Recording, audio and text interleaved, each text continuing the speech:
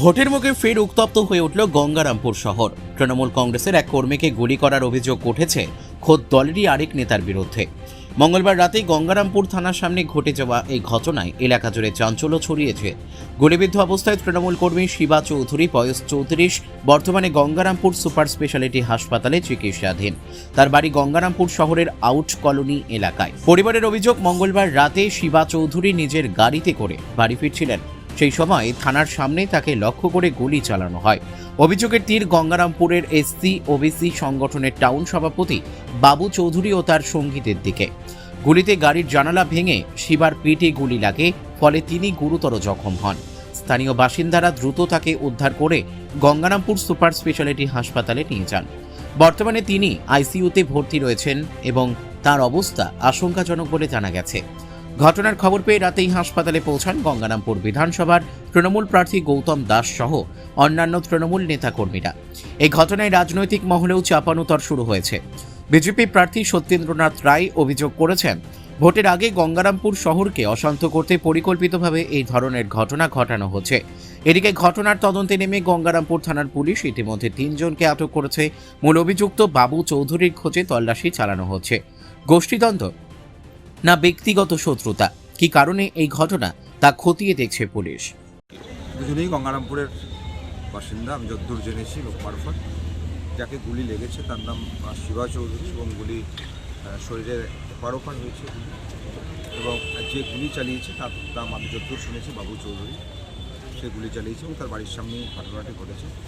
Police আইনগতভাবে ব্যবস্থা নিচ্ছে। আমরা আইনের উপর ভরসা রাখছি। আমরা দলের পক্ষ থেকে কোনোভাবেই কোনো অন্যায়কে বরদাস্ত করব না।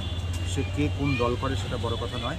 আইন অনুযায়ী যা ব্যবস্থা হওয়ার নিশ্চিতভাবে পুলিশ আইন ব্যবস্থা। আমরা যতটুকু জানতে পেরেছি, এই যে বাবু চৌধুরী তিনি তৃণমূল কংগ্রেসের এসসি ওবিসির যে টাউন তিনি প্রেসিডেন্ট রয়েছে, তাহলে এই যে তৃণমূল নেতা গঙ্গারামপুরের বলা চলে, সে গুলি করলো, যে গুলিবিদ্ধ হচ্ছে সে কি তৃণমূল কংগ্রেস করে নাকি সে অন্য দল করে জন্য এরকম ধরনের? যে গুলিবিদ্ধ হয়েছে সে তৃণমূল কংগ্রেসের অ্যাক্টিভ ওয়ার্কার এবং যার নাম শোনা যাচ্ছে, যার কথা শিবা চৌধুরী নিজে মুখে বলেছে যে গুলি চালিয়েছে বাবু চৌধুরী, হ্যাঁ নিশ্চিতভাবে সেও তৃণমূল কংগ্রেস করে। কিন্তু তৃণমূল কংগ্রেস করে বলে কেউ আইনের ঊর্ধ্বে নয়। আইন অনুযায়ী যা ব্যবস্থা হওয়ার, কোনোভাবেই দুষ্কৃতি তাণ্ডব আমরা বরদাস্ত করব না এবং আমি প্রার্থী হিসেবে একেবারেই কোনোভাবেই এটাকে বরদাস্ত করব না। আইন অনুযায়ী যা ব্যবস্থা হওয়ার। কি জন্য গুলি চললো কি বলবেন? কিছু জানতে ঘটনা জানতে পারিনি, জানতে পারলে নিশ্চয়ই। দাদা, ভোটের মুখে এই ধরনের ঘটনা কতটা প্রভাব ফেলবে বলে মনে করছে? দেখুন, নিশ্চিতভাবেই মানুষের মনে তো একটা প্রশ্নচিহ্ন দাঁড়ায়, কিন্তু এর জন্য দল কোনোভাবেই এই ধরনের ঘটনার পক্ষে নয়। দল কোনোভাবেই এই ধরনের ঘটনার পক্ষে থাকে না। যে এই ঘটনা ঘটিয়েছে আমরা আইনের উপর ভরসা রাখছি। নিশ্চয়ই আইনগতভাবে তার বিরুদ্ধে যা ব্যবস্থা হবে, দল কোনোভাবেই তার পক্ষে দাঁড়ায়। আহত পরিবারের সঙ্গে কথা বলেছেন? নিশ্চিত কথা হয়েছে, নিজেও হসপিটালে গেছিলাম। গোষ্ঠী কোন্দলের কারণে কি এই ধরনের ঘটনা? না, এরকম কিছু বিষয় নেই। ঠিক আছে। ঘটেছিল কি জানতে পারলেন? কিছু ঘটনা ঘটেনি। আমরা যখন বাস স্ট্যান্ডে ছিলাম, বাস স্ট্যান্ড থেকে দাদা গাড়িটা বের হয়ে আসে, যখন নিউ মার্কেট ক্রস করার পরে বাবু চৌধুরী গাড়িটা ক্রস করার পরে দাদা গাড়ির সামনে দিয়ে এপাশ ওপাশ করতে করতে গাড়িটাকে কোনোরকম সাইড দিচ্ছিল না দাদা গাড়িটাকে। তারপরে দাদা গাড়িটাকে একদম নিজের বাড়ির সামনে যখন আসে গাড়িটাকে, তখন নিজের গাড়ির সামনে একদম চাপানোর পরে তারপরে বাবু চৌধুরী ওখান থেকে বের হয়ে নিয়ে গুলি চালায় দাদাকে গাড়ি। কি কারণে গুলি চালালো কিছু জানতে পারলেন? না, এইসব কিছু তো জানা নেই।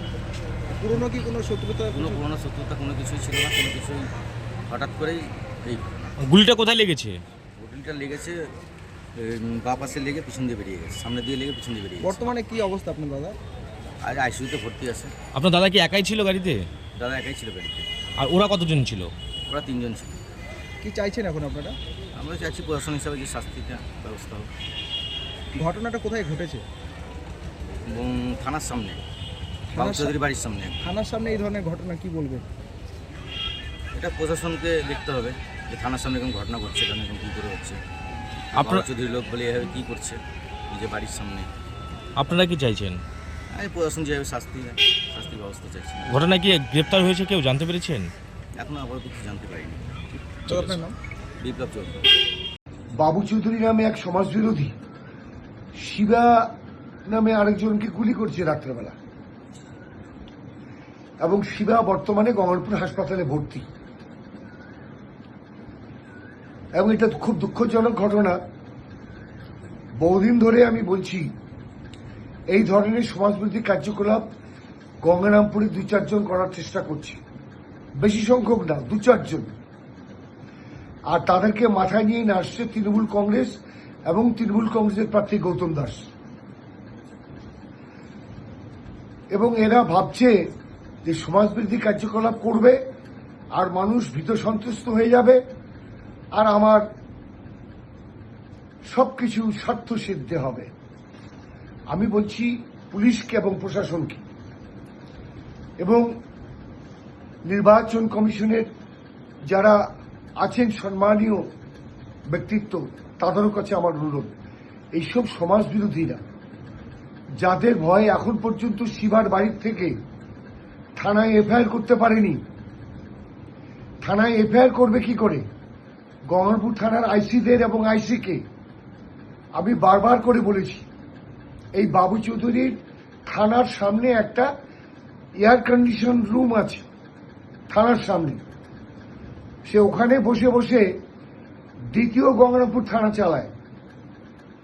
কালকে 10টার সময় বাড়ির থেকে বেরোলো, বাড়ির থেকে বেরোনোর পরে হঠাৎ করে 10:30টার দিকে শুনি যে ওকে গুলি করেছে বাবু চৌধুরী। ওর মেয়ে নাকি বন্দুক নিয়ে এসে বাবু চৌধুরী হাতে দিয়েছে, দিয়ে সঙ্গে সঙ্গে গুলি করে, তখন তো রক্তাক্ত অবস্থা। আমাদেরকে বাড়িতে ফোন করে আমার দেওর জানালো, আমার দেওরকেও 3টে গুলি চালিয়েছে, তারপরে গাড়িতেও গুলি চালিয়েছে, দিয়ে তো রক্তাক্ত অবস্থা। আমরা হাসপাতালে যে দেখি ওর কঠিন অবস্থা, তো ওকে এখন আইসিইউ রুমে ভর্তি নিয়েছে। কোনখানে গুলিটা কোথায় লেগেছিল? গুলিটা বুকে লেগেছে, এখানে পেটের সাইডে। হ্যাঁ। তো কটার সময় ঘটনা? এটা 11টার দিকে ঘটনা। মানে কি নিয়ে ঘটনাটা জানেন? না, কিছু জানি না। আপনার নাম কি? মামকি চৌধুরী। কে হয় আপনি? আমার হাজবেন্ড হয়। ঠিক আছে।